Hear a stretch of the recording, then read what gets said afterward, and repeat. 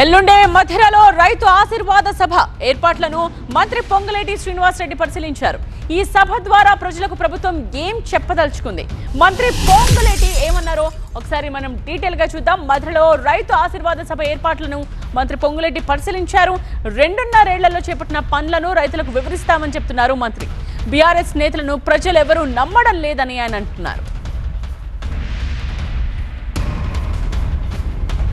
పొంగులేటి వ్యాఖ్యలు పూర్తి సమాచారం పూర్తి సారాంశం మా సీనియర్ కరెస్పాండెంట్ నారాయణ అందిస్తారు.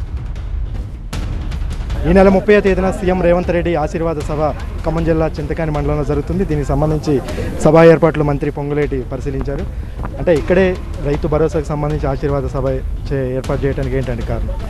ఏదైతే రైతు ప్రభుత్వంగా గడిచిన ఈ 2.5 సంవత్సరాల నుంచి రైతులకు ఏవైతే సంక్షేమ కార్యక్రమాలు చేస్తుందో దాన్ని రైతులకి తెలియచేసుకుంటూ ఈ సభని జయప్రదం చేయాల్సిందిగా కేటీఆర్ హరీష్ రావు జిల్లాలో పర్యటించారు. ఇది రైతు ఆశీర్వాద సభ కాదు, రైతు క్షమాపణ సభగా పెట్టుకోవాలి. రైతులని 3 సార్లు రైతు బంధు ఎగ్గొట్టారు, 2 సార్లు బోనస్ ఎగ్గొట్టారు. అన్ని విషయాల్లో మోసం చేసినటువంటి కాంగ్రెస్కి సభ జరిపే అర్హత లేదని చెప్తున్నారు. సభ జరిపే అర్హత ఉందా లేదా చెప్పాల్సింది ప్రజలు. మీకున్న స్థానాన్ని పీకి ప్రజలు 3 పర్యాయాలు మిమ్మల్ని ఇంటికి పంపించింది ఈ ప్రజలే.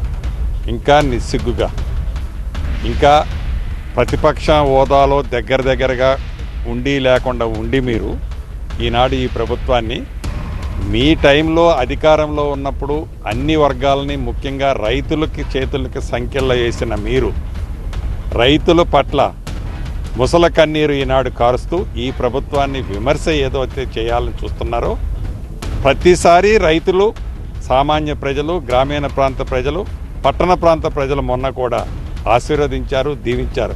అంతకంటే ఏమి ఉదాహరణ కావాలి? జిల్లాలో మీరు కాదు, 3 పవర్ఫుల్ మంత్రులు ఉన్నారు, కానీ ఈ జిల్లాకు ఒరిగింది ఏం లేదు. 3 మంత్రుల వల్ల ప్రతి భూదోపిడి, ఇసుక దోపిడి, మట్టి మాఫియా వెనకాల ఈ 3 మంత్రులదే ఉంది. అవినీతి బాగా పెరిగిపోయింది అనేది హరీష్ రావు, కేటీఆర్ మీ పాలేరు సభ కానీ సత్తుపల్లి సభలో చెప్తున్నారు.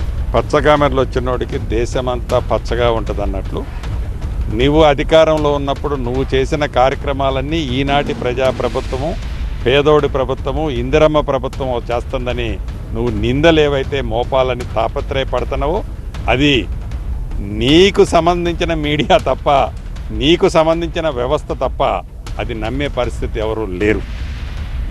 దాంట్లో భాగమే ఈ 30వ తారీఖు జరగబోయే ఈ రైతు ఆశీర్వాద సభ ఏదైతే ఉందో ఒత్తిగా పెట్టే సభ కాదు. మీరు 10 సంవత్సరాల్లో ఏనాడు ఇవ్వలేనంత ఈనాడు ఈ ప్రభుత్వం వచ్చిన తర్వాత రైతుల పక్షపాత ప్రభుత్వంగా ప్రతి కార్యక్రమాన్ని ఏది మిస్ కాకుండా చేస్తున్న ప్రభుత్వం ఈ ప్రభుత్వం. అప్పటిదాకెందుకు, రేపు సభలో చూస్తారు కదా, సభలో తరలొచ్చే లక్షలాది మంది రైతన్నలు, ఆడబిడ్డలు, రైతు ఆడబిడ్డలు ఏవైతే లక్షలాది మంది వస్తున్నారో దాన్ని చూస్తే అప్పుడు మీ గుండె పగులుద్ది. కానీ గులాబీ జెండా ఎగరటం ఖాయం. ఖమ్మం జిల్లాలో ఎప్పుడు ఎన్నికలు వచ్చినా 100 సీట్లు ఖాయం. అంటే కాంగ్రెస్ పోవాలి, కేసీఆర్ రావాలి, ఇదే నినాదం రాష్ట్రం మొత్తం వినిపిస్తుందని అంటున్నారు. ఈ కలలగంటూ, పగటి కలలగంటూ కాలయాపన చేసుకుంటూ అబద్ధాలు రావు కానీ, డ్రామాలు రావు గారు కానీ, వారి వ్యవస్థ కానీ కాలయాపన చేసుకోవటం తప్ప పాదయాత్ర చేసి పొర్లు దండాలు పెట్టినా ప్రజలు క్షమించరని తెలిసి కూడా వారు ఏ రకంగా మాట్లాడుతున్నారో చూస్తున్నారు. ప్రజలు ప్రతిదీ గమనిస్తున్నారు. ఈ సభ తర్వాత అప్పుడు కాదు, అప్పుడు చెప్పిన ఎన్నికల ముందు మళ్ళీ చెప్తున్నా, నీ దుకాణమే ఓపెన్ కాదు ఇక్కడ. ఈ నెల 30వ తేదీన ఖమ్మం జిల్లాలో రైతు ఆశీర్వాద సభ పేరుతో రైతు భరోసా నిధులు విడుదల చేయనున్నట్టు కావాలనే కేటీఆర్, హరీష్ రావు ప్రజలు ఓడించినా కూడా కావాలని కాంగ్రెస్ ప్రభుత్వం మీద అసత్య ప్రచారాలు చేస్తున్న రైతు సంక్షేమానికి కట్టుబడి ఉన్నటువంటి ప్రభుత్వం ఏదైనా ఉందంటే కాంగ్రెస్ ప్రభుత్వమే. ఈ సభ తర్వాత ఖచ్చితంగా బీఆర్ఎస్ ఏం సమాధానం చెప్తుందో వచ్చినటువంటి జనాన్ని సభ ద్వారా చూడవచ్చు అనేది పొంగులేటి చెప్తున్నారు. కెమెరామెన్ అప్పారావుతో నారాయణ, టీవీ 9 ఖమ్మం జిల్లా.